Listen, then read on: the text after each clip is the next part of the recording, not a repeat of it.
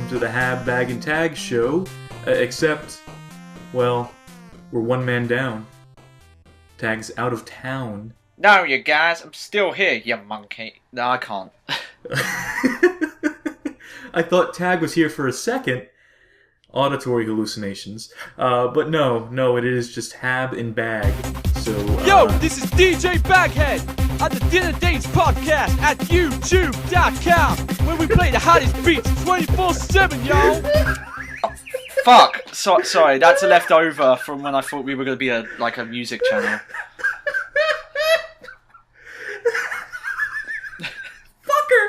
You didn't warn me! You didn't even fucking warn me that you were gonna...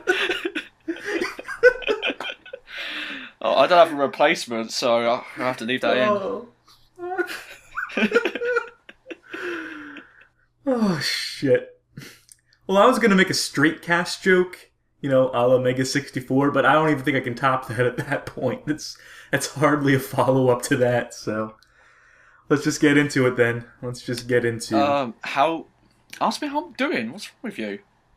How are you doing, Bag? It's too fucking hot. A heat wave just recently finished washing over the U.S., so are you in a heat wave right now in the U.K., or...? Well, so I do happen to live in pretty much the hottest part of the UK, and I'm just a fucking hairy dude at the end of the day. Join the club, mate. I'm half Scottish, supposed to be, in the Northern Highlands, Well, I'm a big old bear, so it's natural. It's sort of... I'm contractually obligated to keep a lot of body hair. I've been wearing, basketball gear, a jersey and shorts, because it's, the least amount of clothes I can wear and be decent. And I have to point this out to people, and this goes for both sexes before anyone calls me a misogynistic cis male, because this goes as they frequently do in the comments. Yeah, don't, because this goes for everyone. So, ladies, don't... I know it's hot. I'm fucking hot. But, wear a bra still. Don't strip down. And, it's the same with men. Because there's, dudes, basically out in their underwear. And I'm I go shopping. I'm that kind of guy. I'm a mover. I'm a shaker. I move the change. I shake the goods. It's all good. Right. It's disgusting what people look like. Maybe it's just the UK. Maybe that's the issue. No. This happens in the US too, my friend. And I wish it didn't. It didn't. Mm. But, yes, heat waves, global warming, all that. Believe what you will, but believe Al Gore because he's right. Yeah, so to cool down, I'm going to start this podcast right and have a nice cool Mountain Dew. Oh, hear that? I didn't even... Well, of course they have Mountain Dew in the UK. Why wouldn't they? No, this was smuggled to me from the Philippines. So was it? Don't tell anybody. Your secret's safe with me and the 100 people who actually listen to this. I think it's actually a little more than that. 96 at the top, I'm going to say. So, let's get into what we've been playing. Let's not dilly-dally. What art piece from the video game medium have you been absorbing this week? 9 hours straight, no frickin' scrim.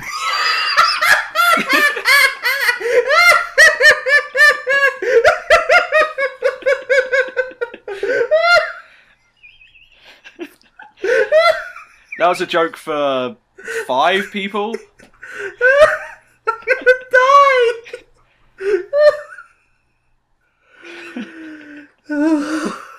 Oh boy. This is gonna be a long one. This is gonna be a really long one. Okay. So, I've been playing a few games as of recent.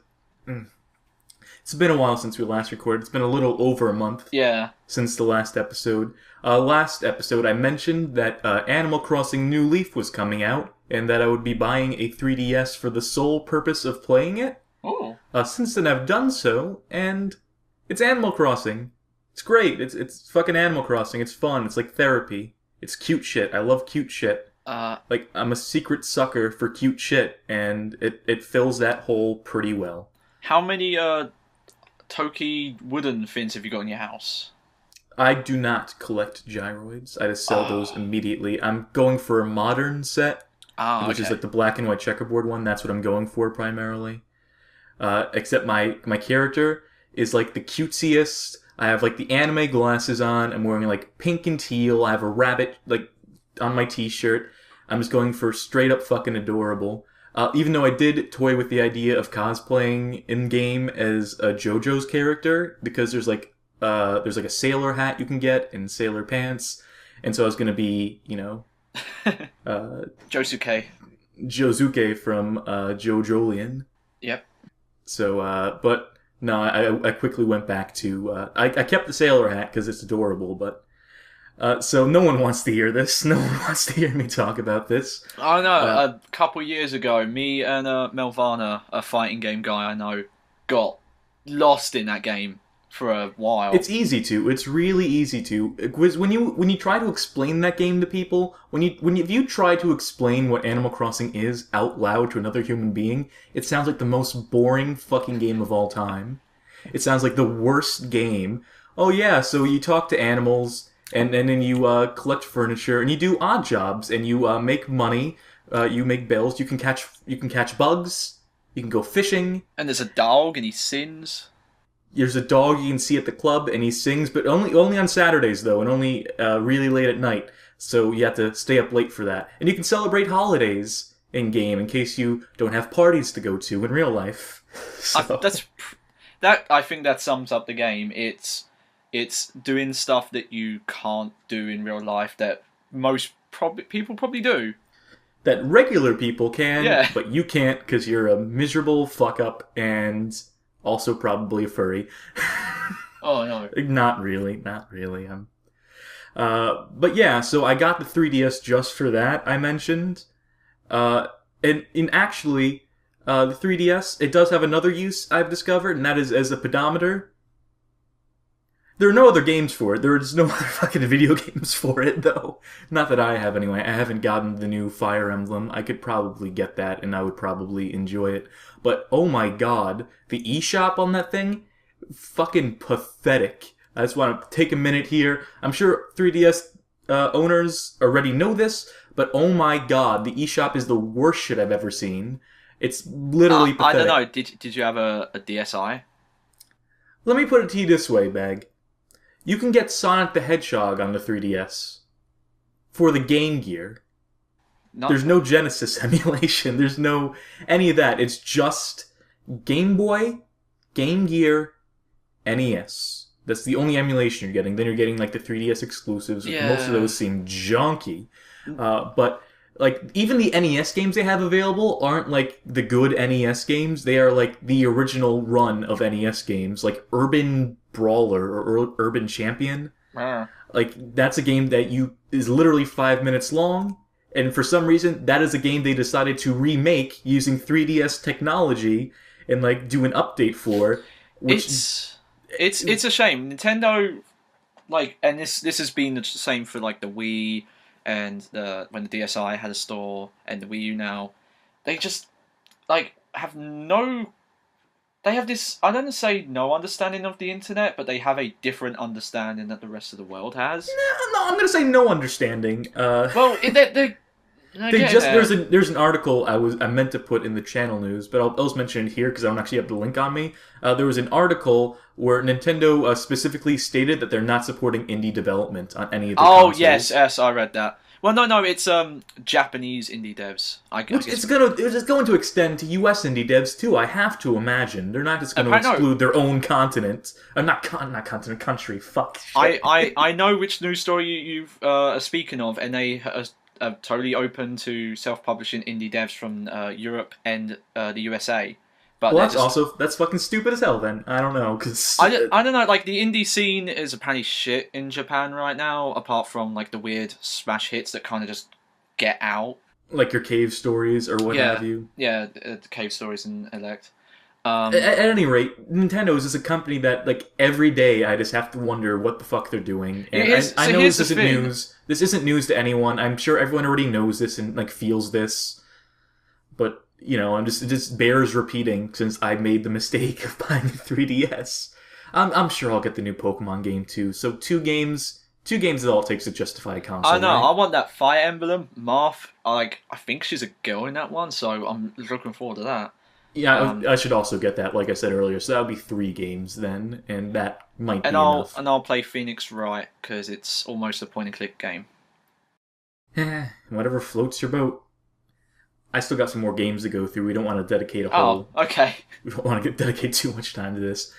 I mean, New Leaf is a very passive experience, so obviously I'm not maining that game. I play it for maybe like an hour a day tops. I got back into Neverwinter Nights for a while, as well as a bunch of other like DD&D games for PC, like all the other like the Baldur's Gate games I was playing for a bit. But mostly I played Neverwinter Nights again. Because there was a sale on Good Old Games, or GOG.com, where they put up this pack of Dungeons & Dragons games for hella cheap. And it's like all the classics, even Planescape Torment's in there. It was a really good deal. And you bet I jumped on that shit, because I owned most, if not all of those games on CD-ROM back in the day. But then like a while ago I lost a lot of those, so... That's why GOG is fucking awesome, because I can just rebuy all these things I used to have on disc, but no longer do. And so thanks for that. Thank you, guys. Thank you. If you're listening to this, goodoldgames.com, if you're listening, thank you. You done did it. You're good. It's a good site. And no DRM, which is neato, because I fucking hate having to launch shit through Steam. For as much as I love Steam, for as many games as I own on there, when I'm at... I still attend college, and I like to take my laptop in and dick around in class when I should be paying attention, because I've been in college for years now, and I'm not getting anything out of it anymore. But when I was in probably the best UK, like I'm just gonna say college, it's not exactly, but when I was there, the teacher, I was in a music class, and he gave me, I don't know what he did, because it was a while ago, but he somehow gave me permission that didn't put me on the standard proxy server, so I didn't have issues like that back then. Yes, that's what I was going to say exactly, is that for whatever reason Steam is prohibited. It just doesn't work, and so I can't launch any of my games through Steam on there. But Good Old Games, completely unaffected, because there's no fucking third-party launcher bullshit. But that's really all I needed to say about that. Those are all good games. The graphics don't hold up, but the gameplay does to me. And that's the origin of... You look at Neverwinter Nights, it was by BioWare. Yes. And then you look at Dragon Age. Specifically, look at Neverwinter Nights 2, and then replay the opening for elves in Dragon Age Origins. And it's basically the same opening. It's basically the same opening of the game. Which, interesting. Interesting choice there. But yeah, it's not too much to say about those. Those are old games. Most people probably don't want to hear about that shit either, listening to this, which is a shame, but what can you do? So, in order to appease them, I'll also mention that I played a bit of Skyrim again. Oh, yeah. That's more up to their speed. Which I put in brackets here on the show notes. A game saved by mods.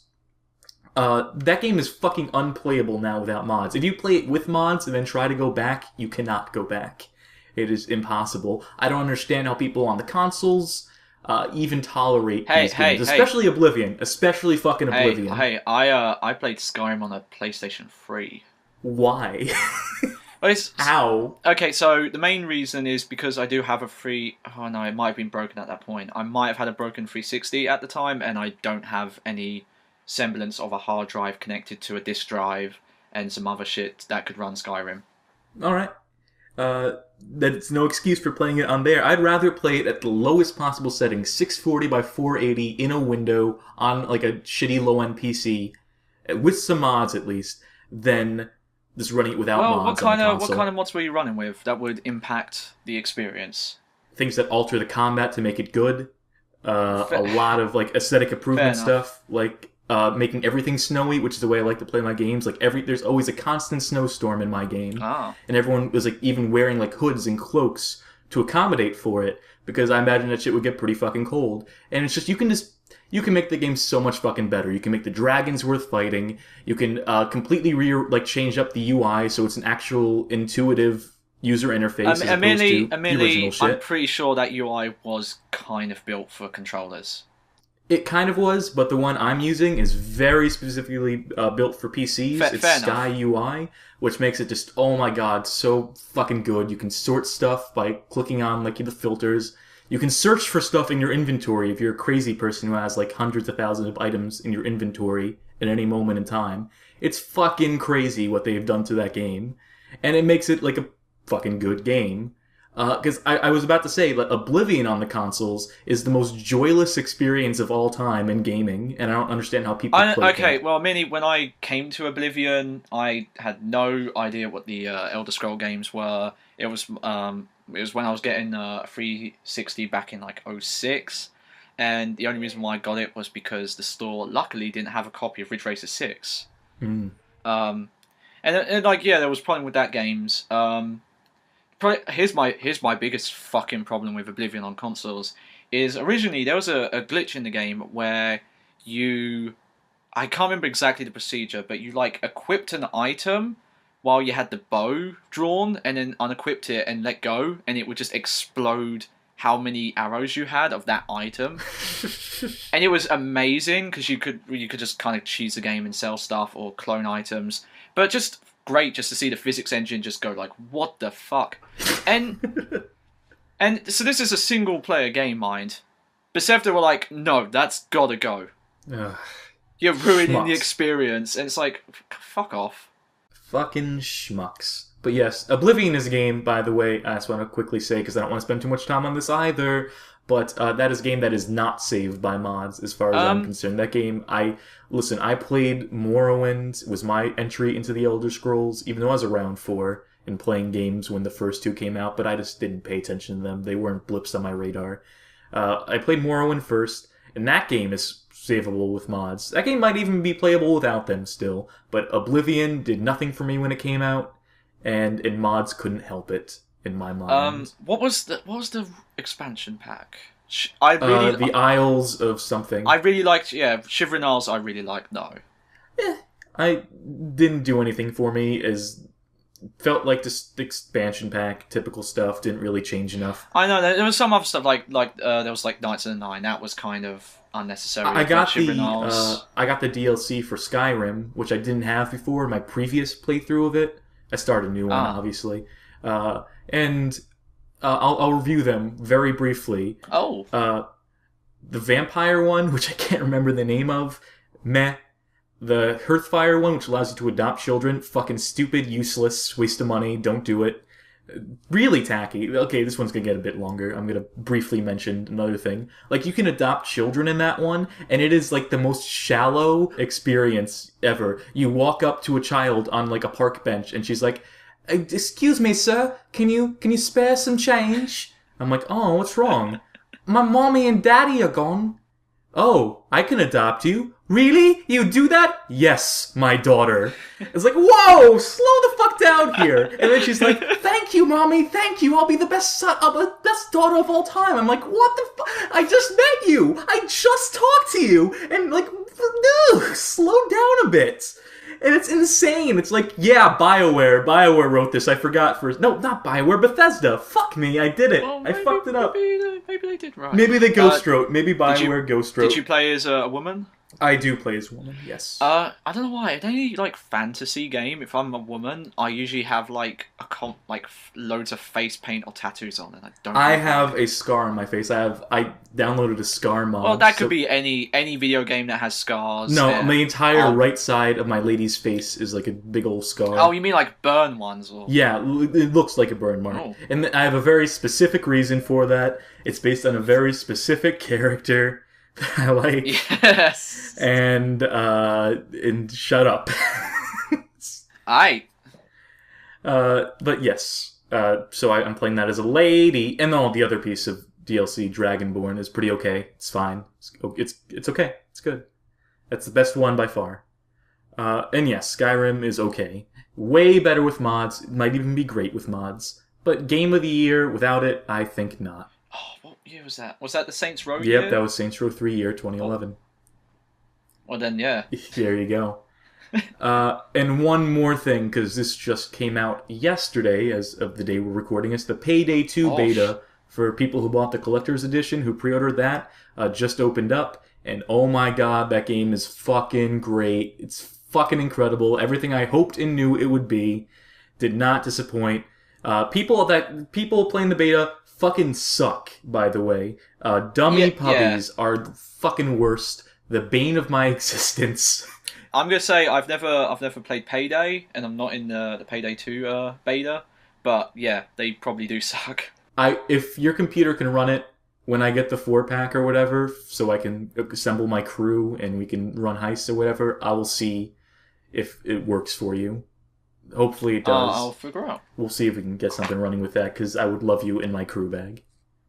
You would make a good heister. I have a good feeling about you, kid. But yes, Payday 2, fucking awesome. Owns bones. Get it. Fucking get it. It's gonna be great. And that's what I've been playing, more or less. There's a few other things not worth noting. That's cool. So I'll just hand it over to you. I'm actually having fun with games again. It's fucking crazy. Think about, I just gotta say, before I hand it over to you, oh my god, it's so fun playing games right now. It's awesome. There was a dry period for a while there. There really was, and a lot of disappointments one after the other, and it's good to see that things are starting to look up, that games are coming out that I can actually get excited about again, and this is why I'm in this, that's why I like this stupid hobby in the first place. So, hand it off to you. Alright. So I had a couple of games. I was going to talk about The Last of Us. I was going to talk about Far Cry 3, but forget that. Okay. Final. I'll delete Final those Fantasy, from the show notes. Final Fantasy XIV: A Realm Reborn. Okay. Okay. It's an MMO. Yes, I've heard of this. I heard that's my review. Oh, well, let's move on to the next section then. It's good. I never touched the original version of Final Fantasy XIV. Oh, it was garbage. About it. Yeah. I played 11, which, looking back, was made by a fucking mad person. Entire game was based, and I don't think it was originally meant this way, but I guess through patching and Japanese people, the entire game was just it was just leveling. The quests were there, but they didn't tell you where quests were. Quests were basically just unlock airships, unlock this place, unlock blah blah blah, and then you're just going to areas and then shouting or waiting for people who want you in your party. And at a certain point in the game, you have to go to a place that's twice your level to walk through to the main town to level up in a DLC area. It was insane. That game was insane. It really was. But was kind of cool for the aesthetic at the time, because I don't know, maybe other people, but I hate how World of Warcraft looks. Oh, I can't stand it either. I don't like how that looks at all. It looks like Warcraft 3. I didn't like Warcraft 3 when it came out. But just something that had old school, and I do mean old school, Final Fantasy aesthetic. And I played as a guy with a big beard. You didn't play as a Vieira lady? No, because you could only be a female in that one. But yeah, this new one, it's well made. I haven't played other MMOs, but I kind of feel like it's probably a lot like other ones. From footage I've seen, a bit. You got a hot bar. The UI, the heads-up display looks like a hot mess in that game. From what it depends on what you're playing. It's like I said, it's in beta at the moment, so it has some issues of on most TVs I play on, I have to move the HUD around because it doesn't fit. I don't trust Square Enix with it, to be honest. I mean, they're putting a lot of faith in this project to work out. It definitely plays well. They put a lot of money into this game. There's a lot riding on this relaunch. I'm really surprised they kind of kept with it though. Yes, as am I. Because there was a while where FF11 was still more profitable after it had originally launched, which that goes to show how bad that launch was. Yeah, and like I said, Square is shifting priorities right now. They are trying to recycle assets as much as possible. They're working on a number of fucking card trading games as opposed to actual video games for people to play and enjoy. And they have a lot of money riding on this relaunch doing well for them, and I just don't see it happening. So what the fuck are they doing? I don't look. It's definitely well made.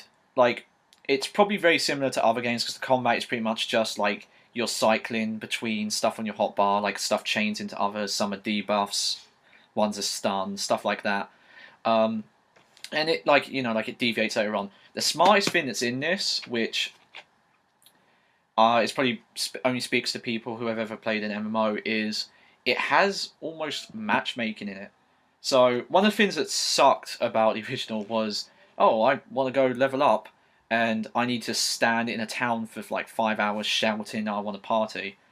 And now you literally like, oh, this dungeon you want to do, and you just put an active search on, and it does like cross-server searches for, like, if you're a damage dealer, because I ain't a fucking healer, you fucking no. I was playing as damage dealer, so like it searches for like a healer and a tank and all this stuff, and it matches, it will desync you for levels so you can go to old dungeons. And it's Dungeons like and Dragons Online did this. Yeah, but it's very similar to that. I believe it might lock out like Japanese people from English speakers though. I could be wrong about that, or that could just be for the beta. I can't show you any pictures or like music or though, so don't. Okay. Don't. Shh. Can't do that. We'll be quiet about But that. yeah, it is kind of an MMO at the end of the day, but I played it, so I thought I'd mention it. Okay. Yeah, so probably the biggest game I played recently, which isn't recent anymore, was The Last of Us. Oh, I already deleted it from the show notes. You told me. That's all right. I've got a memory like a hawk. Fine. Go ahead. So that game is really cool. And I'm gonna come out and instantly piss off a lot of people. It's like The Walking Dead, but if it was a video game. Yeah, that's the gist I get from it. It specifically proves that like you can have a story, you can have characters. It doesn't have any choice stuff because that's not what they're trying to do. Well, to be fair, Walking Dead didn't really have choices either. They had the illusion of choice, but not real choices. Well, they didn't have dialogue trees in The Last of Us. Right. It's a very driven experience. Yeah, but like it shows that you can do that kind of like human survival and connection stuff, and have like legit well thought out video game mechanics behind it. Like you don't need to say like, oh well, just because you've got this like great story that will carry your game, because then why is it a video game? Exactly. Like video game is to me like the encompassment of like lots of media, you know, like it's music, it's like acting, it's you know, and then gameplay's there as well. Like there's story, there's writing, there's all these elements. And I don't think games should get away just because like they get story right. I think games at the end of the day are games first. Yeah. That means that they have to have gameplay. That it doesn't matter if you're telling, like I mentioned this on my Tumblr in a recent response I posted to a question on my Tumblr, that gameplay is first and foremost. It doesn't matter if you have literally a script that if you adapted it to a screenplay would win an Oscar, hands down. It doesn't matter if your gameplay is fucking garbage, which is The Walking Dead. Which I didn't even care for the story in that game, to be honest. It was fine. It was serviceable. It was better than average video game story, I guess. It's just a story. It's just like the dialogue. But that game was a fucking chore to play, and I wanted to shoot myself in the mouth playing that fucking game. It was so boring. And The Last of Us doesn't seem like that. Admittedly, I haven't played it. So The Last of Us is kind of like the closest to a survival horror that's probably come out in the past, like in terms of like a AAA. Well, you're telling me that Resident Evil 6 wasn't survival horror? You're telling me that they deviated from the plot there? Well, you did have to survive playing that game, and it was kind of horrifying. So I don't know. So maybe retract your previous statement. Yeah. So is it the most closest to survival horror since Resident Evil 6? Continue. Yeah, because it shows that you can like take modern video games, because at a certain point it plays like a cover-based shooter, but it does like meaningful things that when I mention them, like, you know, like the shooting is not great because you're just an ordinary guy. Like he can't aim a gun very well, and you can't carry much on you, which if you've played a video game where that's a thing. Like Resident Evil 6. Yeah, like Resident Evil. It's not 6. Yes, it is. We had hella inventory problems in that game, remember? Yeah, well, yeah, but that was like stuff like having It's different. It's a different situation. That was like bad gameplay design. Yeah, it's a completely different situation. I'm just being a dick right now. But yeah, so most of the gameplay, and it's actually probably the most similar thing I can compare it to actually, is BioShock Infinite. And a lot of games that build like small combat arenas. because it's like somewhat stealth and somewhat like Twitch gameplay, because it's all you're in like an open area, and the AI doesn't just, oh, you're here, we're gonna follow you. It's all about, it's like the Predator stuff from Batman, but like less of like the gameplay mechanics taken out, and just straight up like, yeah, you've got to sneak, and you can hear where people are, and you can like throw stuff to distract them, and you want to sneak up on people, or like use like bows from a distance to like lure people places and freak them out, and like kind of reminds me of some like the older stealth games as well. But like you're either doing that against like bandits who will kind of fuck you up real quick, like they're running around with shotguns most of the time, or you're fighting their version of infected zombies, which are like fungus infected. Aren't those like the Resident Evil Zero zombies? If you can remember back to that one, weren't they all fungal related, or like plant zombies in that game specifically? It's less plants. It's like it looks like crazy like mushroom, almost like coral stuff. Okay. Because like that just starts off like you just get kind of like runner types, and then you get sound only types, and that's kind of more just to teach you like, yeah, use sound. And then you just get like crazy heavy guys, and it's really good at like being tense. Like it doesn't have as strict death rules as a lot of survival horror games, and that's probably a bigger question of, can you get away with that anymore? Like, can you get away with, if you don't manually save, you're fucked. Sad to say, but I don't think we can. Not mainstream anyway. Not like proper. But it definitely, like, the odds are definitely against you, and it's very kind of like you have to be better than the enemy. Like, you can't equip yourself better. Or like, really, you can equip moderately better, but you can't have better equipment than the enemy. But it's like really tense, like really good like characters and acting, and can get really tense. Like probably like the only real criticism for like the single player is like there's a kind of a weird point in the middle of the game where you kind of in one mission suddenly have like a shotgun and a sawn-off shotgun and a magnum, and you're like fighting the infected. And there's a weird period in the game where they just kind of let you just blast through them.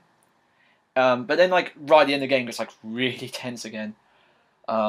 And also to mention as well, like this game has multiplayer as well. And how is that? I hear good things. I really liked it. It's kind of like a progression to it, almost like a story. Because instead of they're masking the leveling up behind it, but the multiplayer is that you're simulating that you're like a leader of a survivor camp, and you get rewards during the match, and those go to your like supplies. And if you mess up, like, people will just die. And it lets you populate your Facebook friends, so you can have, like, your Facebook friends die on you, which is great. But, and this is probably only me who has it like this, so I kind of play the multiplayer like a fucking maniac. I'm all melee. I equip myself with, like, one hit kill melee, and I'm just, like, twitch, just like, okay, where they go? And then just sprint into people, run up to them with, like, a fucking board with nails in it, stab them in the head and have to like run away, and makes that game like way more terrifying. And it's probably the first time in like years that I had Quicken Pulse, because the game has it has tickets, and it got to the point where it's like 3 enemies against me, which kind of works against your favor because it's like more targets for you. But man, like being chased by like 4 people, and it's me just like a twitchy fucking like cocaine addict, just like it's oh man, it's cool. It's really cool. It shows like, yeah, you can make video games with engrossing stories and make good mechanics, and you can make survival horror games as well. Like, you don't have to go out there and say they're survival horror. You don't have to say they're scary, because like that's depending on the person. There's probably some people out there who've played Resident Evil and are like, this looked fucking silly. Is these zombies falling downstairs throwing up on me? What is it? What? I assume that's what people sound like outside of my room. But that's a really cool game. If you have any care to play anything that has any resemblance to survival horror, or that kind of like open arena combat puzzle stuff, I would recommend it. Okay.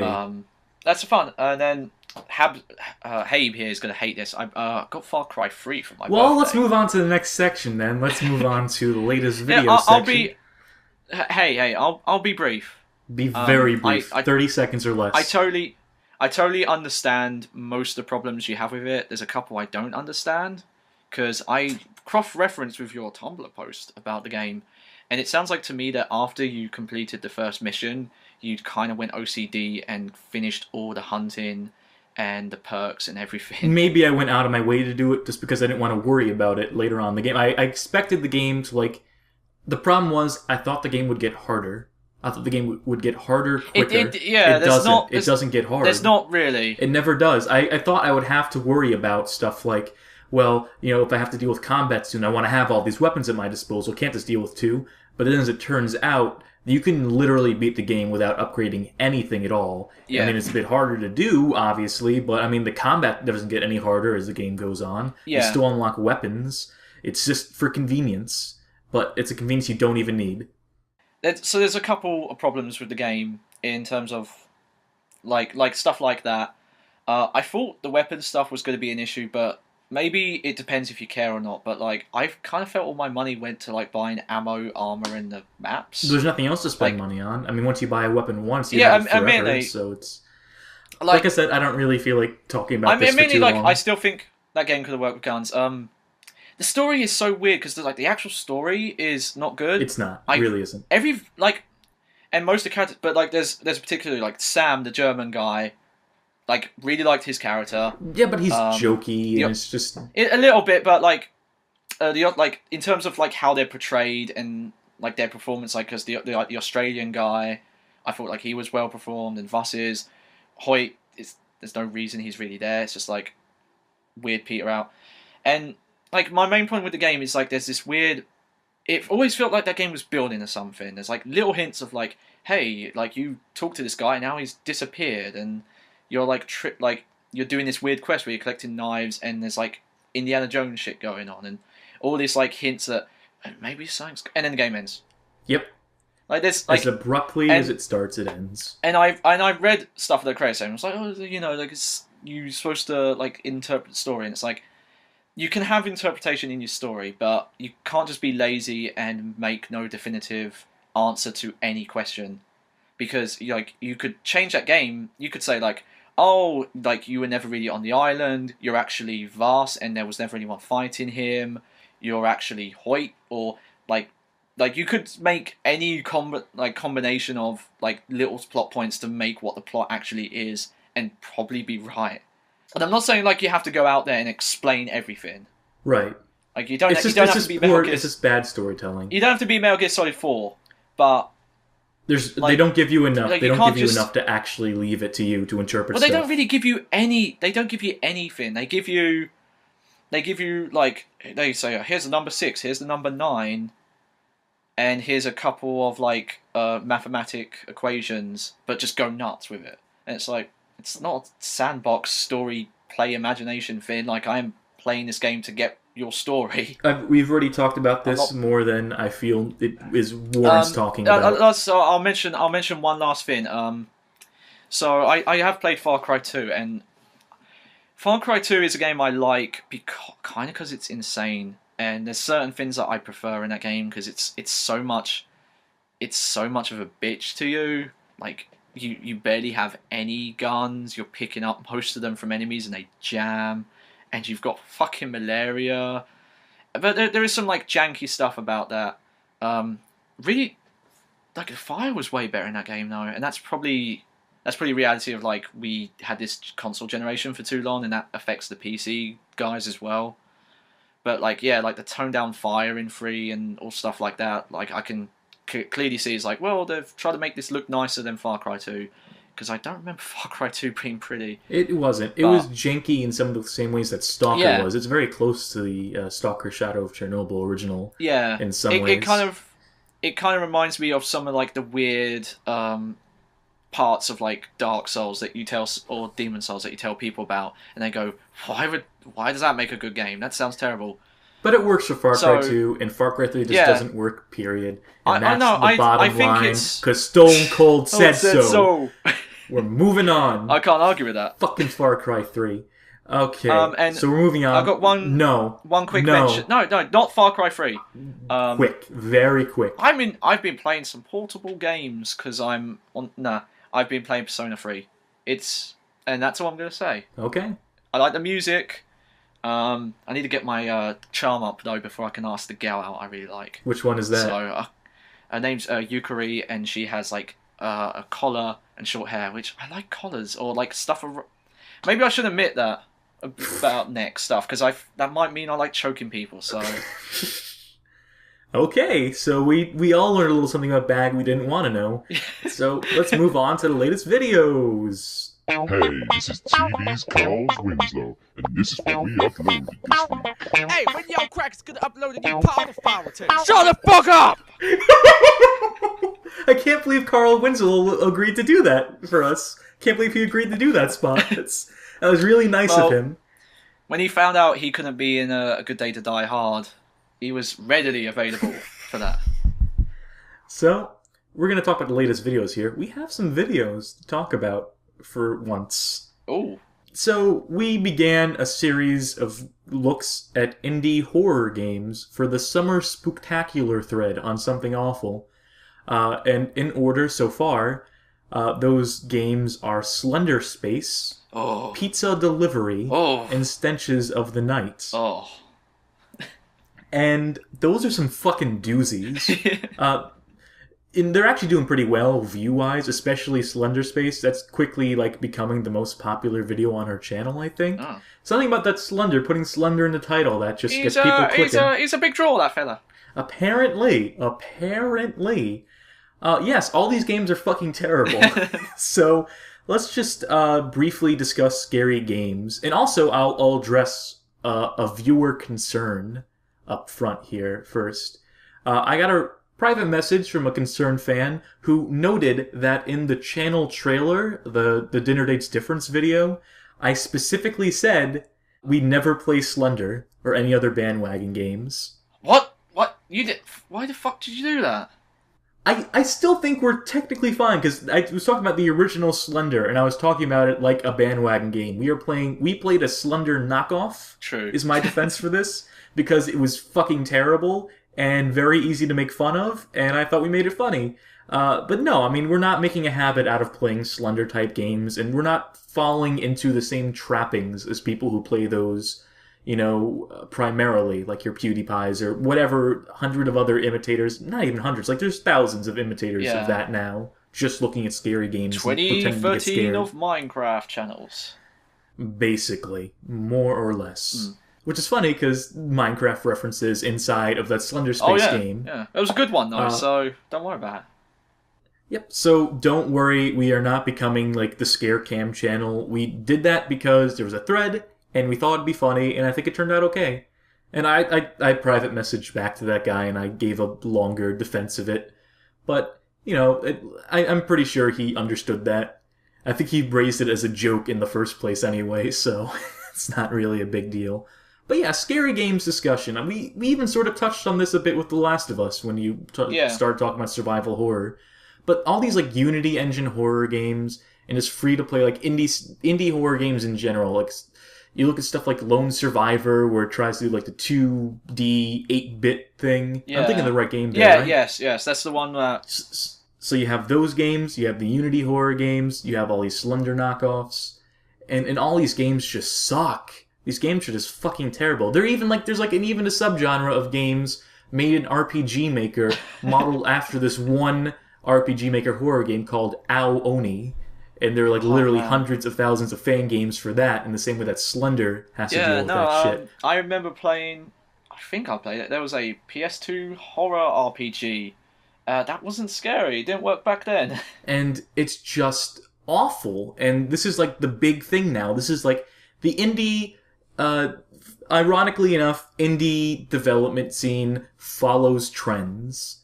For as much as they are trying to differentiate themselves from the mainstream and from development fads, they easily fall in love with fads, and the entire community gets caught up in it. Yeah. And that's Slender right now. It's games like Slender that they're all caught up in, trying to imitate that sort of game, or just those horror games in general. I mean, you had it with like the retro games, which are finally not completely falling out of favor. You still see those pop up like once a month now. It used to be like once a week or even multiple times a week where you'd see like faux retro style games. But now it's becoming horror games more so than that. Yeah. Or then you get crossovers. You get crossover horror 8-bit games, faux retro horror games, and that's just the worst. I don't get that because, like, I can somewhat understand if you like well-made pixel art, because I enjoy Metal Slug that has sticked with that art style, and that's always looked really nice. But yeah, that was a developer, even in the day, that was a developer making the most of the technology available to them. But like, they elevated 2D sprites to an art form in that game, and so that's you can't even bring that up because that's like it's nothing to do with what indie developers are trying to do. The point is, it's like you look at games that might have been considered like scary to look at. Like, I remember being a child and being terrified at the original Silent Hill, and I'm pretty sure that's not how I feel now. And like, yeah, like that's the best you had seen back then. Like, that worked on you. Now we have, like, you can motion capture a dog and put it in a video game. Oh boy, you can. You can do whatever the hell you want. You can highly render like a man's face and make stuff look really good, or you could, hide it with like really expert lighting and stuff like that. So, or you can copy the model for Slender Man and drop him into your game with no frames of animation whatsoever, and then call it a game. Yeah, but like, how are you gonna make like pixels scary? That doesn't make any fucking sense. It's really hard, and it hasn't been done. Like, unless you have like a fear of like four-sided like squares, like stuff like that. Which, if that's the case, then fair enough. Like, I won't argue against that. I guess don't play video games, especially older ones. Stay away from those retro stuff and cover-based shooters, because it's close enough. Yeah, but yes, scary games. I'm done with them. Finished with them. Go away, please. Stop. That is the trend I'd like to see die right now. And yes, so we're gonna maybe look at a few more of those games, I think, as long as that thread is still going. We'll maybe take a look at a few more. That IndieDB website is chock full of them. So that's also where we found Pizza Delivery, by the way. So that's 2 games we pulled from there. Slender Space, I don't even remember how I found that, but at any rate, I also began another series for another Something Awful thread, which is the Let's All Play Bad Games mega thread on Something Awful. And I actually had an idea brewing in the back of my head for a while. I was going to make my own thread out of it, where there was a series on GameSpot called Don't Play This Game. And I mentioned this in the first video we played for this series, the first game, RoboCop. I mentioned that, it was a series that reviewers would invoke when they just couldn't do like a legit video review for a game. So they were just like jokey segments. They were like sketches almost. And the games they covered were fucking terrible. And the list of the ones that we're looking at, I tried to pick the PC ones. I picked as many of the PC games as I could find and buy on Amazon. And so those games include RoboCop, the first one we're looking at, Navy SEALs, Weapon of Mass Destruction, Arthur's Quest, Battle for the Kingdom, Sniper, Path of Vengeance, Gods and Generals, and, of course, the big one, Big Rigs, Over the Road Racing. Oh, man. I now officially own those games, even the last one, on fucking disc. So, additions to my collection. Very interesting. And I've tested these games. I'm going to tell you right now, one of them doesn't work. There's one game that just doesn't run anymore. And you'll find out what that one is when it comes up. But out of the 6, 5 still work. And yes, they're all very bad. I tested each of them to make sure they worked and whatnot. And yeah, I'm gonna go ahead and say don't play those games. They're really fucking bad. These are like games in the loosest definition of the word. I noticed, I didn't realize it before I bought them, but ValueSoft, Activision's ValueSoft division, responsible for a number of these games. I think most of them. I think 3 or 4 out of 6 of these games. So, market quality right there. I've not ever heard of that. I have no idea what ValueSoft was basically Activision had a value division Oh, of games where they released that, budget titles. That Are You Smarter Than a Fifth Grader game we played was they're doing. But they were games that had like no budgets, basically, or like this minimal budgets, and were released. I think Gods and Generals, I have the box here, and let me just pull that box for you to tell you what the price when this game first came out. This is a movie-based game, mind you, made to promote a major motion picture, which is also a flop, by the way. Gods and Generals, notorious flop.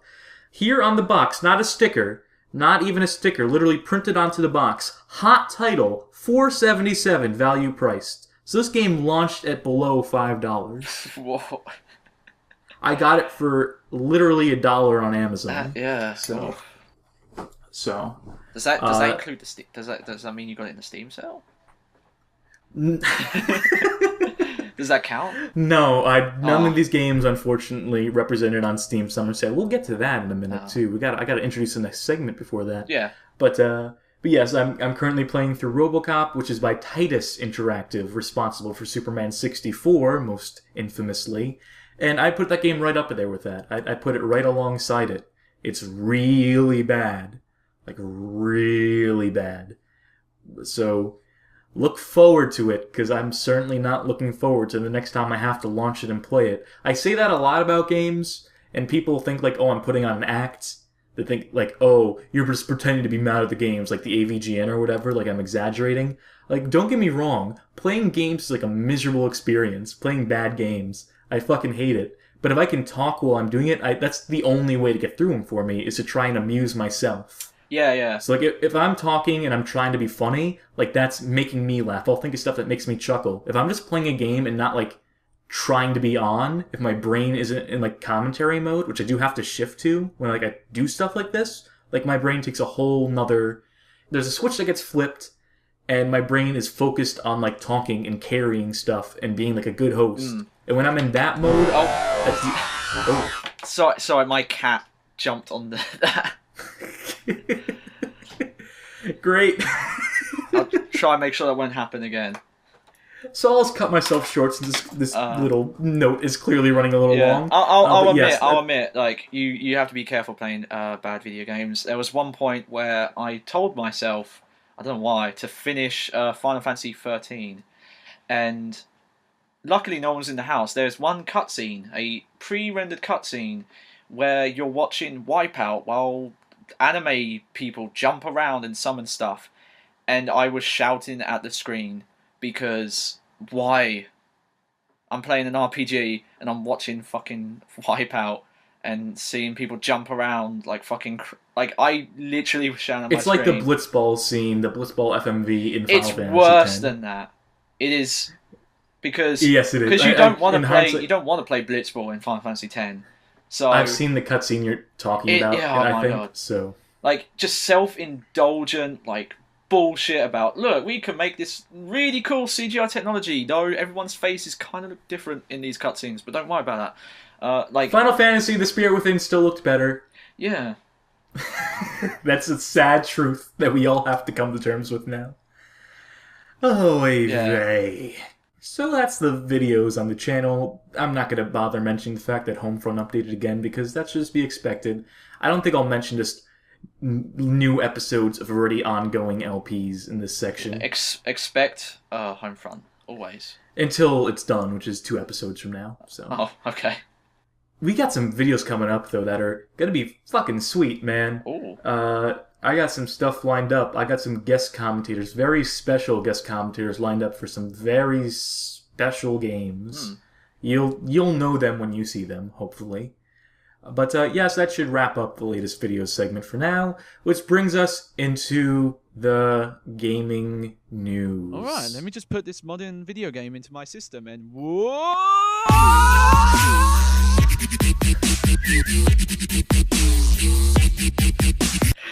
That's a recording of a modern video game I had. Just on me. Don't know which one it was, just put it in and yeah. I wobbed all over the place. So, in gaming news, the Steam sale recently occurred, the Steam Summer Sale. Steam Sale! Which I already own most of the games I wanted. I didn't spend too much money this year. I spent more money getting gifts for cool people than I did buying stuff for myself. Quickly run through the games I bought this year. Oh. Then I'll ask you if you got any. I got Universe Sandbox, Burnout Paradise. Ah, yes. I got the Skyrim DLCs. I got Torchlight 2. And I got the Strike Suit Zero Mega Bundle. And that's it. Oh. I don't know if that's more. I might have brought more, but probably for less. And then, as I mentioned, I got a lot of gifts for people, too. I gifted Chivalry to some people. I got a very special lady some games that she had wanted for a while. And yeah, so I was very charitable this year. And in return for my kindness, I was gifted 2 games by a fan.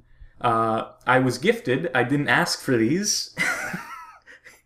I got Battle Los Angeles. Oh, yeah. Based off the hit movie Battle Los Angeles. Nice one. And Shadow Warrior Classic Redux, which I guess was released to get people hype for the Shadow Warrior reboot coming out, which can't imagine that being any good, because Shadow Warrior itself, not too great. I mean, it's Duke Nukem 3D if the maps were really bad. Like, the map design in that game is not good. They focus too much on, like, Easter eggs and gimmicks, and not enough on actual, like, map design stuff. And you're Lo Wan instead. Yes, and also you are Lo Wang, who is just an Asian stereotype Duke Nukem, basically. Who you don't mess with. He's a one-line spouting racist stereotype. He's a caricature, and there is hentai in that game. Oh. I'm surprised that is still in this re-release. Not in the remake coming out. There's apparently going to be none of that, which means it's just going to be a boring Asian-influenced first-person shooter, which it's very loose gimmick. So I just can't imagine that being anything worth playing. And Shadow Warrior Classic Redux, also not worth getting. They did put some effort into this. They put some weird amount of effort into this. More effort than they put into the Duke Nukem 3D Megaton Edition, which doesn't even have multiplayer in it. Oh. Which they advertise that game as multiplayer coming soon. That game's been out for months, and it's still not in there yet. Oh. Shadow Warrior doesn't even joke about that. I don't think it has it in there. It could, I may have forgotten already. I don't think it does, and I don't think it's advertised in there, so good on them for that at least. Stick to your guns. Conviction. And then after the sale ended, I finally went ahead and pre-ordered XCOM The Bureau Declassified and Saints Row 4, which weren't on any... They're on sort of sale, but I mean, they had nothing to do with the Steam Summer Sale, so that's all I'm going to mention about those. What did you get this year? So, unlike previous years, I tried not to get, like, high-intensive, like, AAA games that I can't run, but brought just because it was cheap. So, I kind of went for some, like, smaller stuff. What did I get? I got a game called No Time to Explain, which is a puzzle platformer. There's some really cool music. That's probably the only reason why I got it, really, was the music. But some kind of like cool hand-done art style, not pixels or pixels or whatever fucking cubes you want. I got a game called Pineapple Smash Crew, which is a roguelike and a dual stick shooter, kind of. But like it's like here's the thing with indie games, you'll kind of find from discussion, like if you can play them and they're just good games and they're just all about the gameplay, then I'm all for that. I'm not in there for some like existential bullshit about how like this pixel represents heart disease and this one represents cancer and you can't have both of them. Well, you don't want both of them. You really don't. And stuff like that. So it was like small stuff like that. There was a point and click adventure game called Pandamoria. I don't know. It's a point and click game. You point and you click. I fucking love it. Haven't even played it yet. I really love it. Was that it? I think there was something else. You can always check your activity tab on Steam. I could do that. I got all the DLC for Borderlands 2 because despite the shortcomings of that game, I still find the core gameplay good. And I was like, if they're really cheap, I'll get it. And it was like 66% off. How's that entire DLC pack centered around the most obnoxious character in video game history? I haven't got to that yet, actually, so no idea. But well, I have I'm sure got to you'll that. review it next time. I did get to that point in the game. So, where you meet her for the first time. And I get what they were trying to do, but Was it a thing worth doing? You might have been able to do it right. No, I don't think you can. I think it's really fucking stupid. I think it comes from a really stupid place. Did you ever see the movie Babysitters with that guy from Superbad? No. Oh, that character, without being obnoxious and kind of creepy, was in that movie. And like I said, I've met people in real life who are kind of like her. Oh, I got Half Minute Hero, Super Mega Neo Climax Ultimate Boy Edition, which redoes all the art, makes it like hand drawn stuff. Cool beans. And that might have been it. I put stuff on my wish list though. I put a lot of games on my wish list. No one brought them. But I only have one game on my wish list, and it's not even available on Steam anymore. It's Grey's Anatomy. The Grey's Anatomy game, which was briefly on Steam. That's a tease. That's not... I can get games. I can buy games. I'm not poor. I mean, I appreciate the gifts I got. Maybe appreciate's a strong word considering what the games are, but like, don't worry, I'm a big boy. I'm not shilling for anything. Yeah, I kind of feel weird, so don't... Yeah, so... Send me, like, weird, like, American snacks, though. I don't have any of that. Reese's Pieces is about the only thing I can get. Yeah, you'll put your P.O. box at the end of this video. Nice, yeah. So, Steam sale this year was dominated by trading card bullshit. Oh, it would seem to be very much centered around that stuff. Yeah, which is all very dumb. Like, they're adding trading card support to, like, every game on Steam, I think is their mission now. Like, Unreal Tournament 2004 has it for some reason now. Yeah. Postal 2 has it. It's just any game. I kind of like it. It's all very tacky. I've completed a few badges for the profile backgrounds. The ones I really wanted to do were 1, 2, 3, kick it, drop that beat like an ugly baby, which is by the developers, Deja Bond Games, and those profile backgrounds looked pretty cool. Yeah. So I did that one. That was fine. I completed a few others for kicks. They came out with Payday trading cards. Those are probably fine. But, I mean, in general, I was never a trading card kid. I got into the Pokemon cards briefly for a bit, but quickly fell out of love with those. So it's just not something that interests me. And the rewards for crafting stuff aren't worth it. Like, coupons for games, just random games I don't give a fuck about. Yeah. Stupid emoticons. Really fucking stupid emoticons. Which I don't even use as a joke, they're so bad. Yeah, they're so completely non-contextual. There's no context you could really use them for. I don't know, I got a colon D one. So, look out.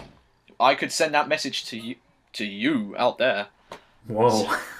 Don't toss around threats like that. Don't want to intimidate our viewers. That was more like a contest kind of, like, pitch.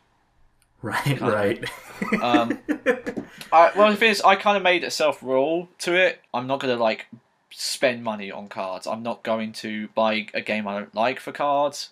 And I'm not I spent money on cards. I spent that's it. $5 to complete a few The most sets. I'll do is if I make money selling cards, I'll use that to buy cards because then it's just like black market trading. That's keeping it inside of the system. Yeah, that's not putting any investment into it. So like after I finished my first set of Steam sale ones, I was like, I'm not going to do it again. Sold all those and then finished. You should have held on to those for a bit longer because those are going to appreciate in value massively. I have a foil card that's already $1.20. I a year from trading. now, during the next summer sale, I'm going to hold on to that. I think it will maybe be like $5 probably. So maybe. I don't know. Yeah, I like within the ecosystem. I like the idea of trading for stupid little things, and probably most of the people I trade with are like, "What? I'm fine, you fucking idiot." But I don't care. Like it's like a side activity.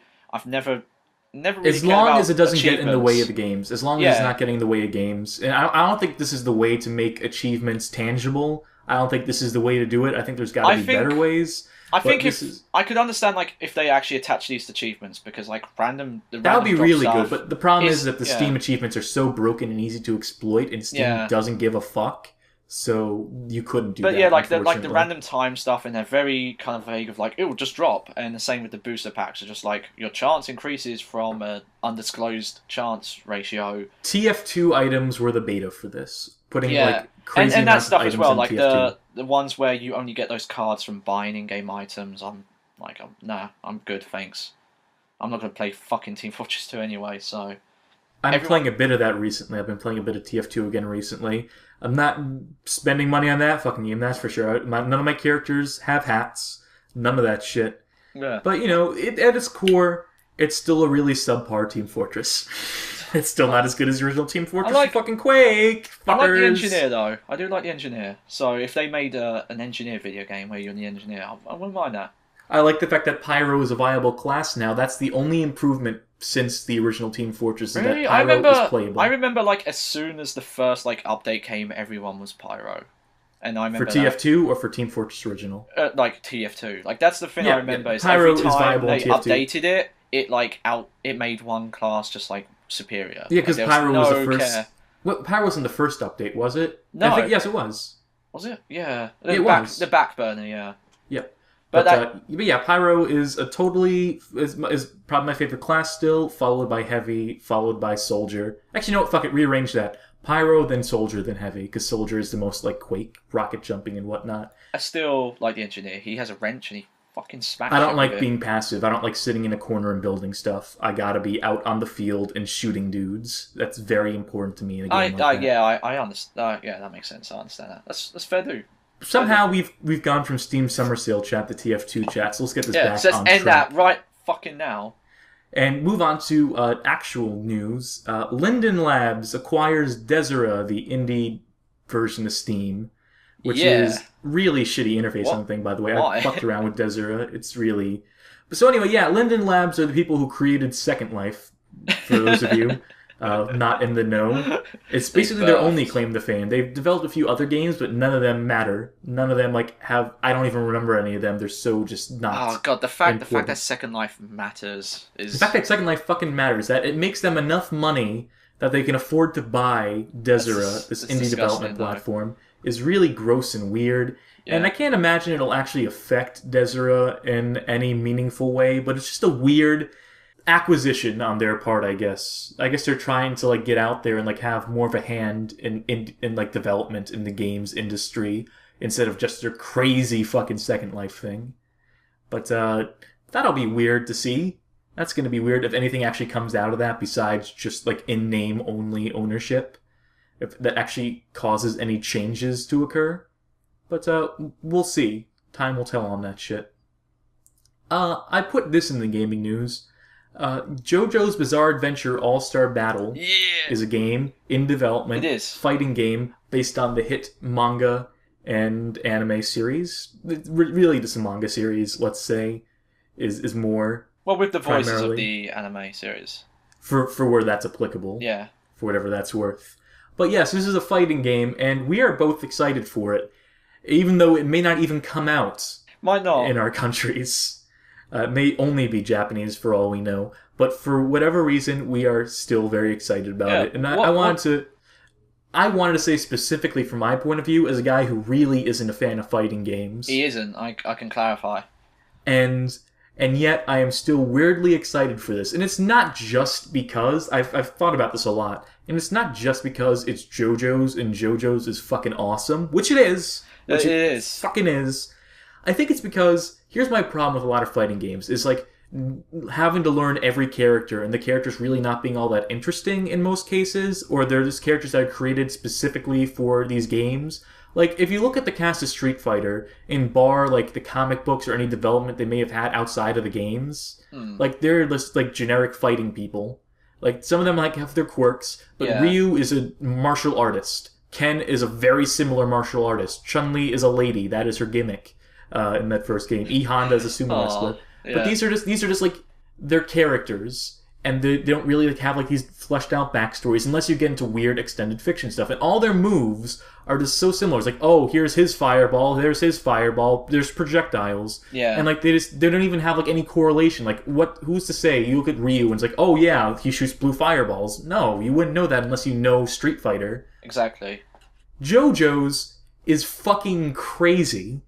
Every character is completely fucking crazy. They all have these crazy backstories in the manga. Yeah. And even if you don't know that going into it, and you're just playing this game somehow without any knowledge of them, they have the most unique moves. Every move is fucking very specific to them, and is very just oddly specific. I mean, just name some fucking JoJo's abilities right now. Name some stand powers that some characters have. Okay, There's people who can slow down time. There's someone who can take their body apart as thread and manipulate it, and that includes like tensing muscles and like making themselves longer. I like to use the example of Dio and his power, which is in the original JoJo's Bizarre Adventure fighting game.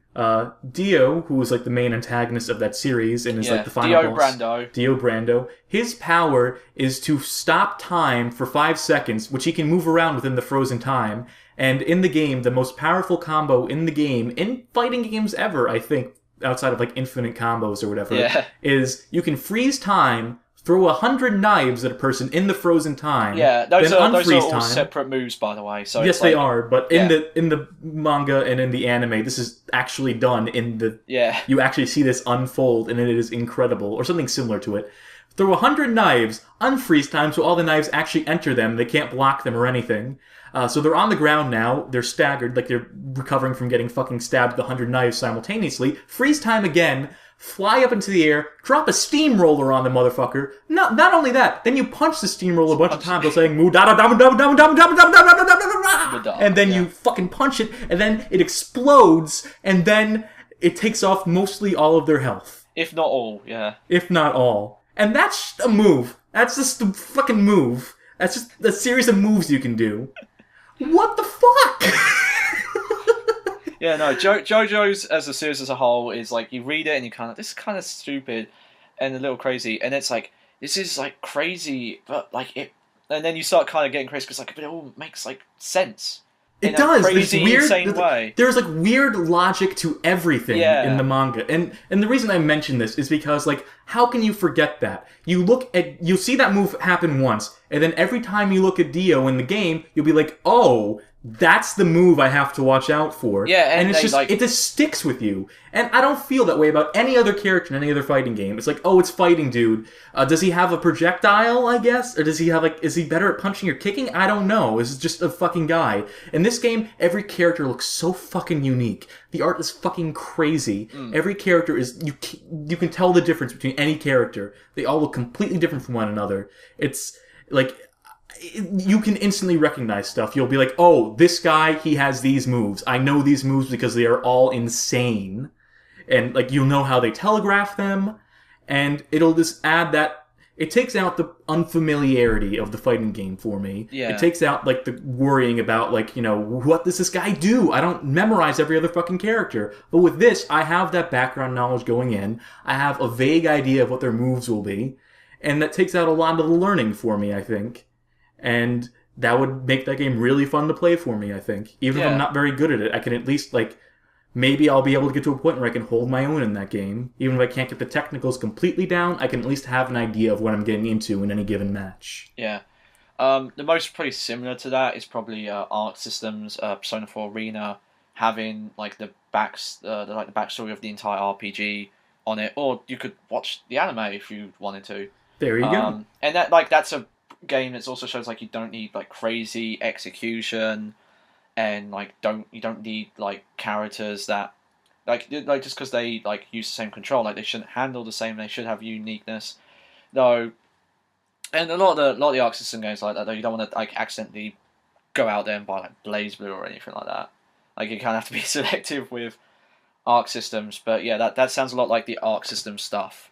Like Guilty Gear was that crazy thing where like, you know, one of the characters was a doctor with a like 6-foot scalpel and a bag on his head, and then here's a like British version of like Axl Rose, and here's a guy who like shoots magical billiard balls with a snooker cue, and yeah, like that's a better design for fighting games. Like some people get really behind Street Fighter, and now I like Third Strike. That man, like Street Fighter is a bit up its own ass with some of its mechanics sometimes. It really is. But yes, I just wanted to briefly mention why I'm excited about that game, why you should be excited about the game as well. And fucking petition for a US release. We got our UK release to include you guys. I don't know. For English release of it. If it's in an English language, like I'll import that. But well, hell, it's Japanese. I'm fucking learning Japanese. I can like say Japanese shit. You want to hear Japanese shit? Go for it. Onna no shito wa hashite imasu. Bitch. I know some Japanese too. Oh, Zarodo! that's not. Tokyo Tomura. That is. Whee! I would have said Opie. As well. That's a viable answer. Sure, why not? Sure. So that's JoJo's talk. We talked about JoJo's. I squeezed it in. That one's for you, MILF.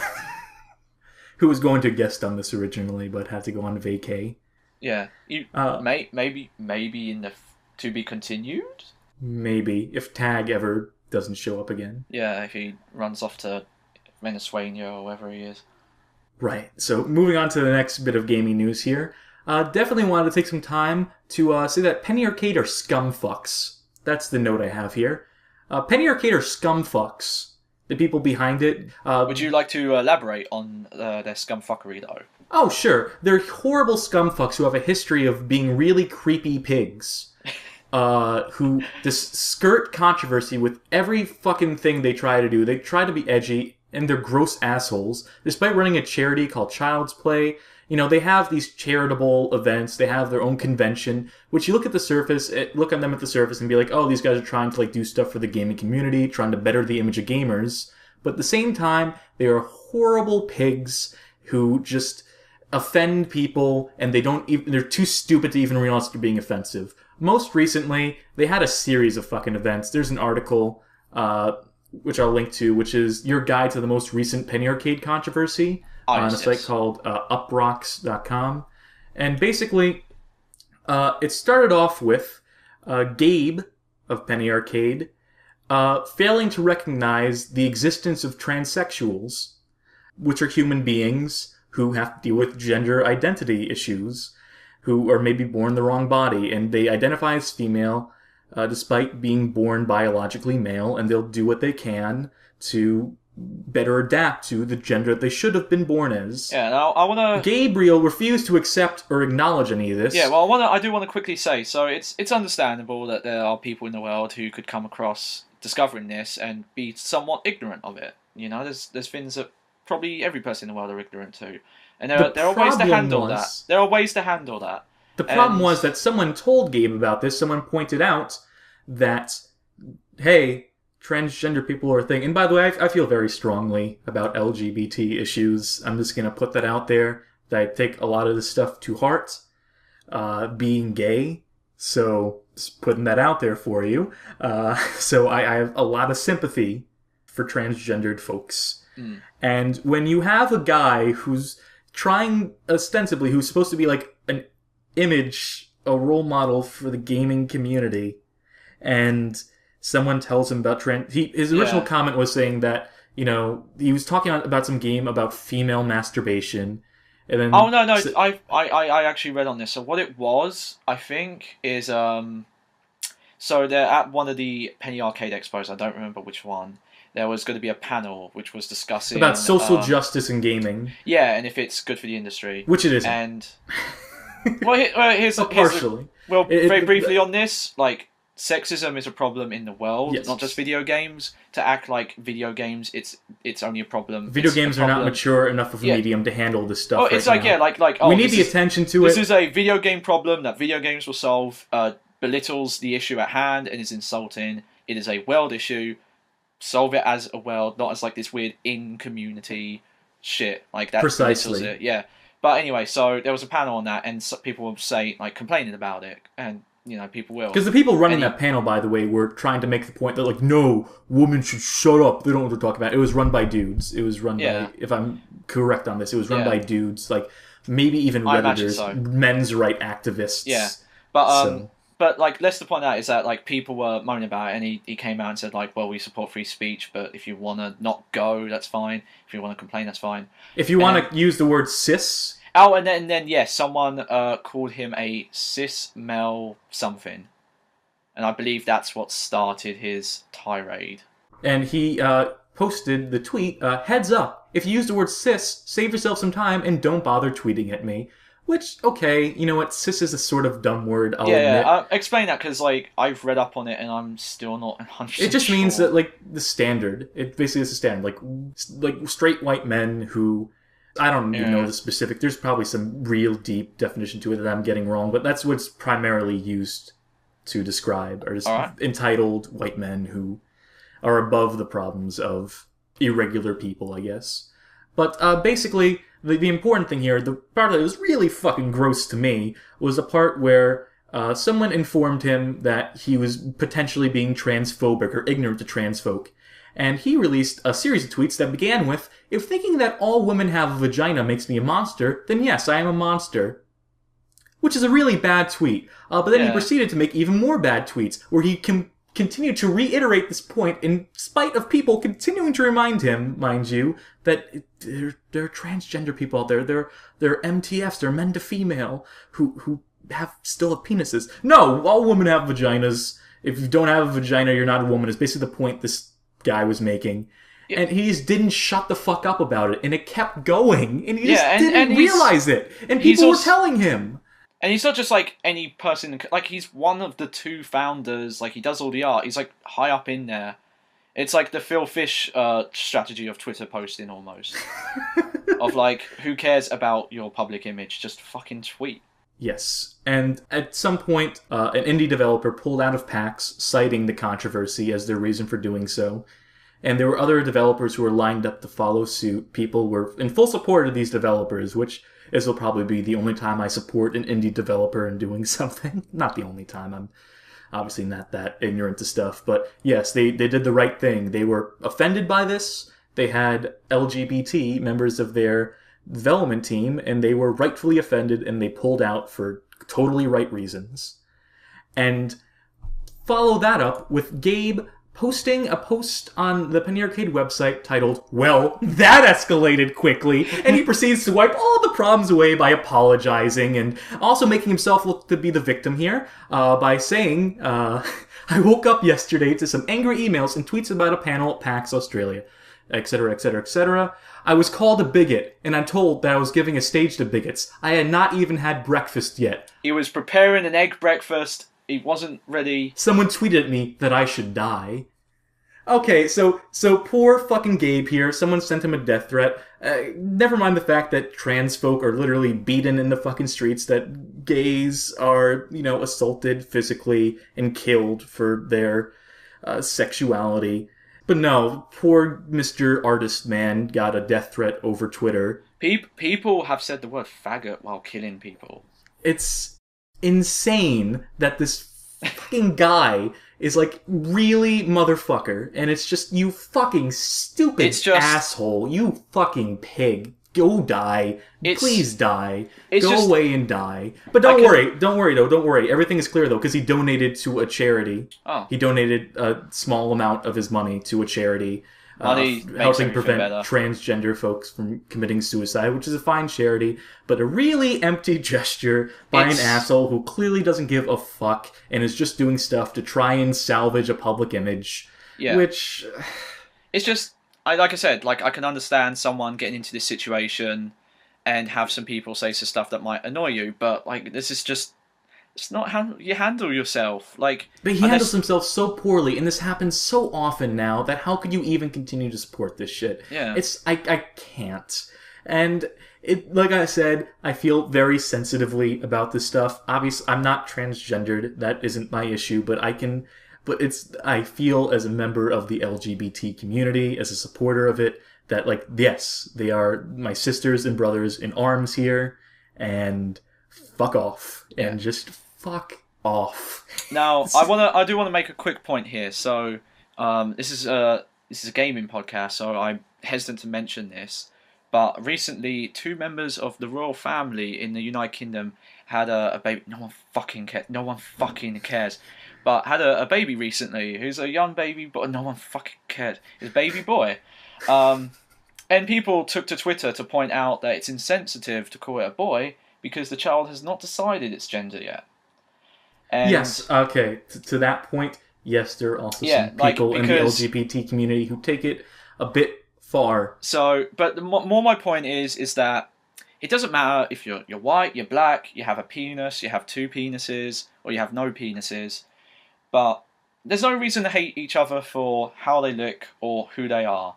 At the end of the day, there are enough people in the world abusing their own intelligence to say stupid fucking shit, and those are the people we should hate.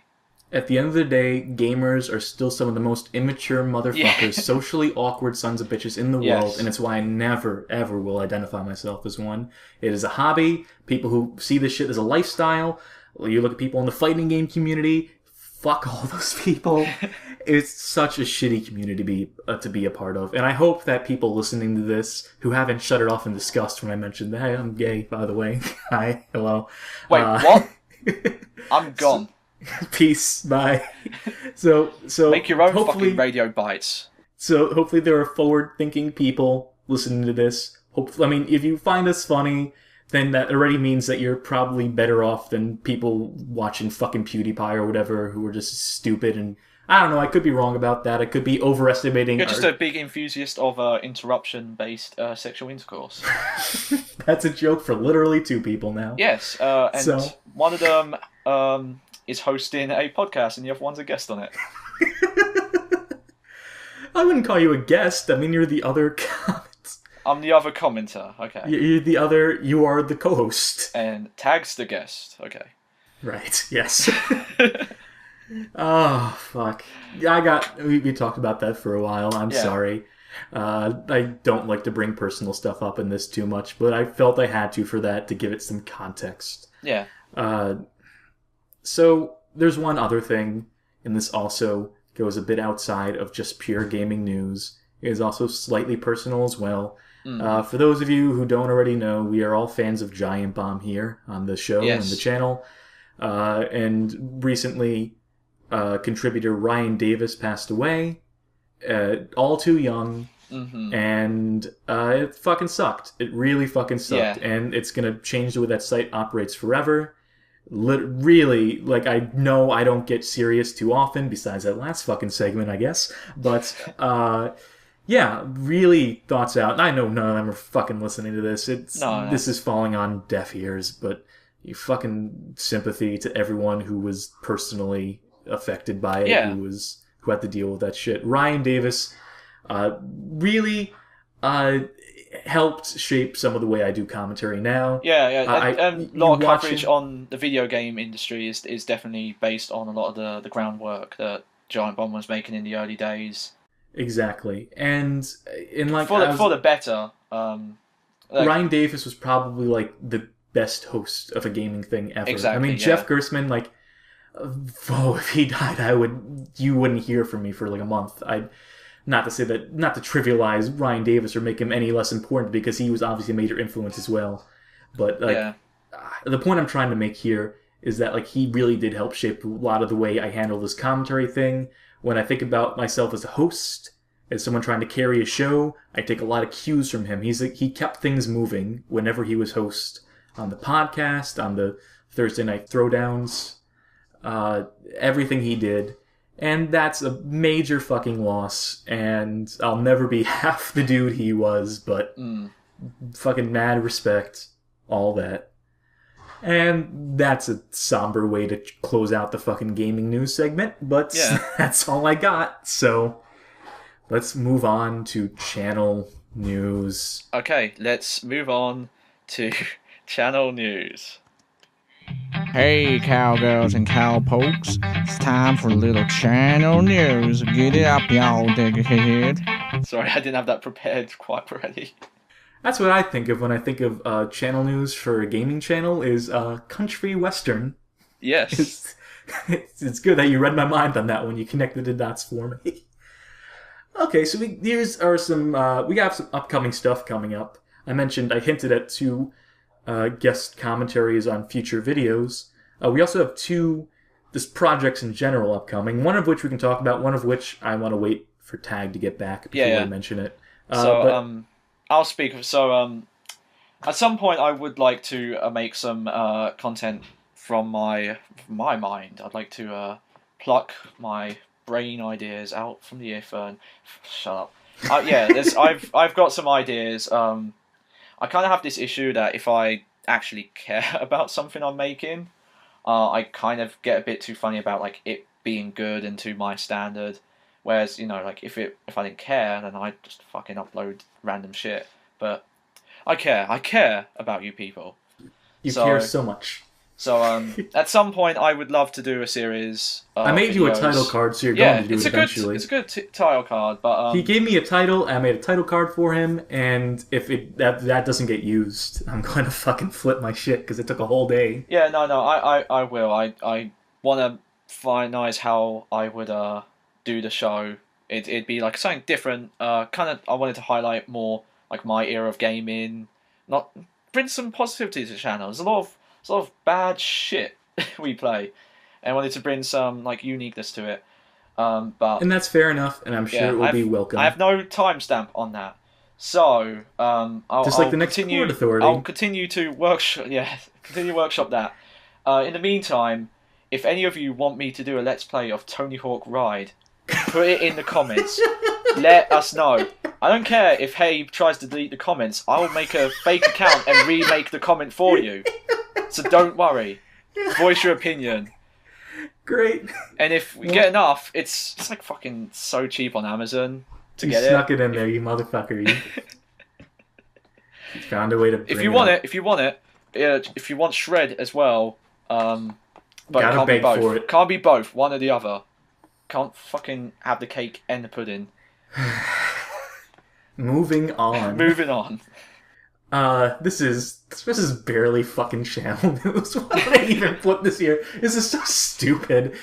So we had a talk at some point. Name our channels at dinner dates. Yes. And lots of gaming channels have dumb fucking names for their fans. And we were thinking about what ours would be. And a lot of new metal bands too. The Maggots for Slipknot. Yes. And so we were thinking about what ours would be. We were just fucking joking around. And I realized that, like, at some point, we came up with the idea for Eligible Bachelors as a counterpart to dinner dates. Then we realized that we would actually be the Eligible Bachelors. And that would make all of y'all our dinner dates for whatever. See, that sounds stupid. It sounds like that should be introduced, like, organically, and we are just I'm just shoehorning it in right now. Just well thought out ideas on the channel. Just from here forever. We suck. We're so bad at this.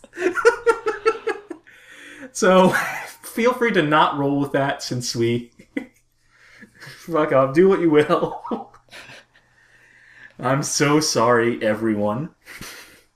So, with that out of the way and promptly forgotten about since we fucking killed it, let's move on and close out with our YouTube video picks of the week. YouTube video of the week! I did my time! Was that Slipknot? Speaking of fucking Slipknot, if it's under 3 seconds, it's fine. So don't worry. Was that in the last one though? When you changed it up? I told you those are live. That ain't some half-ass like pre-recorded. I didn't get Sir Mix-a-Lot or Mixmaster Mike to come in here and lay it down. I'm doing that. That's for you, the people. And we thank you for it. The peeps, the peps. The Eligible Bachelors. No, wait, we're the Eligible Bachelors. Fuck, I don't even know my own shit. I don't even know my own shit. I came up with this stupid Olive Garden attendees. Ugh. I'm so sorry. So, I have a YouTube video pick of the week. And this one isn't funny. This is just informative.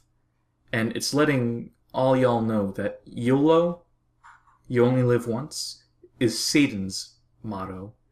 And that it represents the satanic, non-Christian lifestyle and as popularized by Illuminati pop music.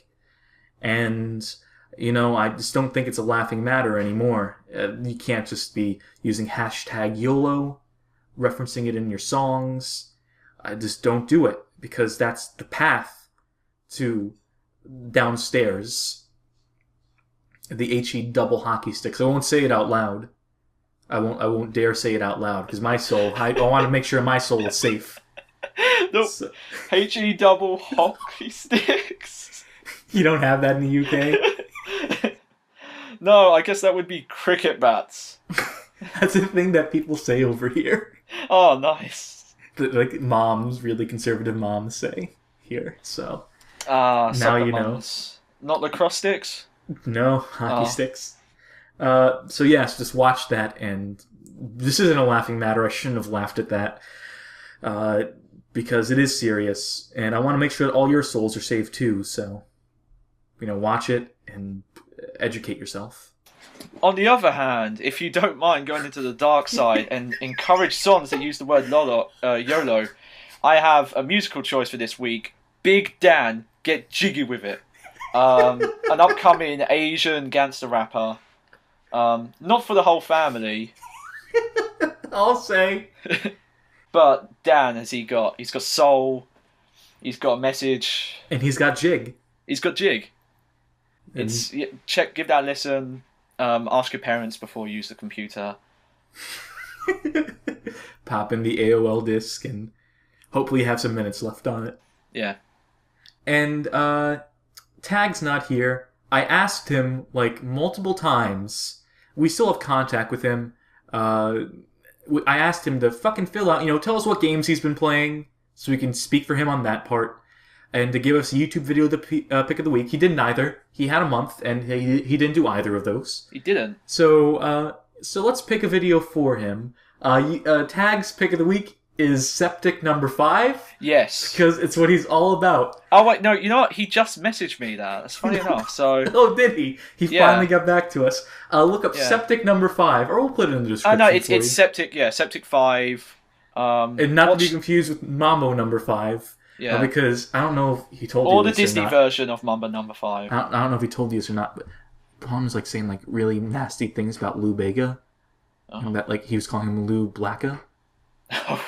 And I didn't feel comfortable with it, but so definitely. So don't get those two confused. Septic 5, and basically it's just what he's all about. It's just the things. It's basically all of his interests, which are submerging himself, and you'll see, you'll watch it, and you'll have a better sense of who he is, because as well as the fact that he's racist. So that's just two things that you should know about him. And I'm glad that we have the opportunity to speak on his behalf. It's kind of weird, because he says he doesn't like brown skins, but he likes that video. Yes, it is. That's sort of a weird... Because that video is contradiction, sort of. Real brown, so... So we're almost at the 2-hour mark here. This went on for a while, longer than expected. I got a little carried away in spots. We'll get to... Hey, one day, we'll get 3 hours, don't you worry. Oh, God. But yes, that is all for Hab Bag and Tag tonight. And thank you for joining us. Thank you for tolerating this episode for as long as you did. And hopefully you're not disliking and quitting the channel now. If you are, then fuck off. If from things you've learned about Tag, right? About Tag and how the things he's about. If you find his views lifestyle offensive, choices, his lifestyle choices offensive, then you can go ahead and fuck off. Yeah, really, so I don't give a fuck. So wait, this is the end? This is the end, my friends. Oh man, I can't believe it's over. Goodbye, my sweet podcast of the night.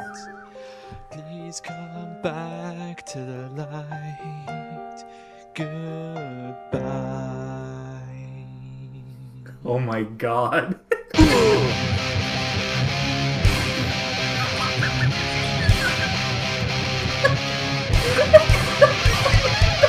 Yeah! Boom!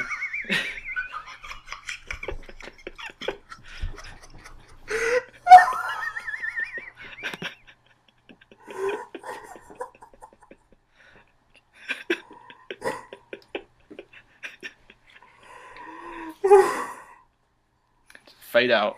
Oh my God.